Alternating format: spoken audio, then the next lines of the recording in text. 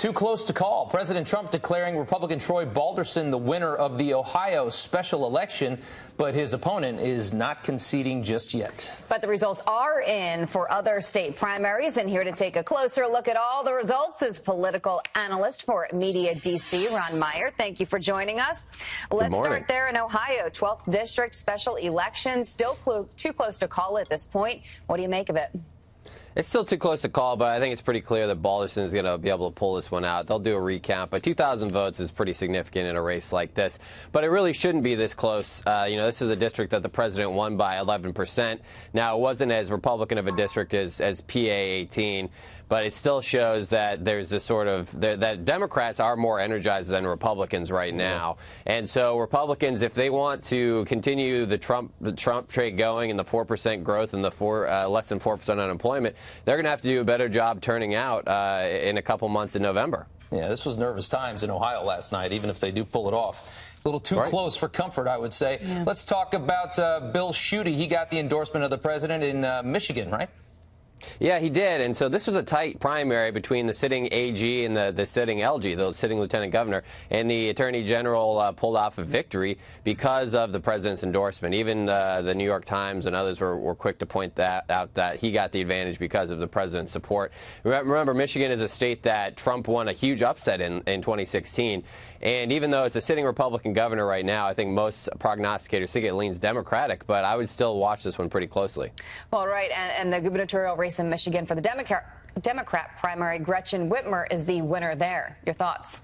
Yeah, I mean, she's your typical Hillary Clinton establishment Democrat. Nothing new there. Nothing sort of new as far as the wing of the Democratic Party. I think she'll try to just run the blue flag up the poll and see if there's a blue wave. And if there's a blue wave, I think she can win. But there's really nothing particularly special about her campaign. Yes, well, she did take down the Ocasio-Cortez and Bernie Sanders pick in the other guy, right? So that was a loss for them.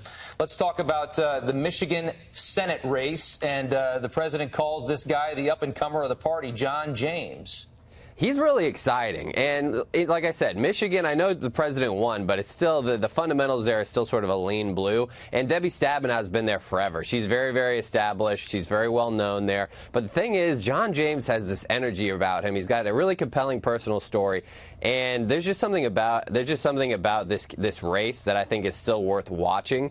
It's not one that's on the Cook Political Report one to watch, but this is still one that I would watch because if you have a compelling candidate working his tail off, who's got the president's support in a state the president won a couple of years ago, I think it's worth watching. All right, let's head to Missouri right now. The Senate race, Claire McCaskill and Josh Hawley. No big surprise here. No big surprise, except for the fact, remember this, Claire McCaskill's almost always had weak opponents, and that's why she's been able to hold on to a red state. Josh Hawley was the top Republican recruit, sitting attorney general, young up-and-comer.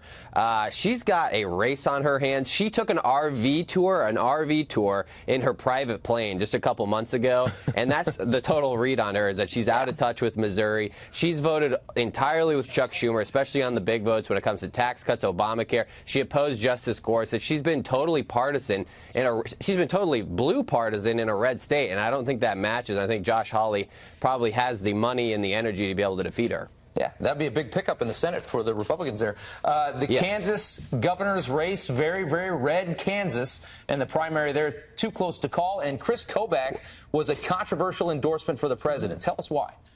Way too close to call, and this wouldn't have been close to call had it not been for the president's endorsement a couple days ago. Chris Kobach was behind in the polls, didn't look like he had a shot. The governor is a sitting governor, but he was he's only been in office for 6 months because President Trump appointed Governor Brownback to be an ambassador. And so the guy hasn't been there long, but Chris Kobach had an uphill climb because he was the incumbent governor. President endorses him, and now Kobach is actually leading by about 800 votes. And so if that lead holds, then the president's delivered a huge upset in a primary, and you have a MAGA candidate in there for governor instead of an establishment pick, and it'll make this race a lot more interesting.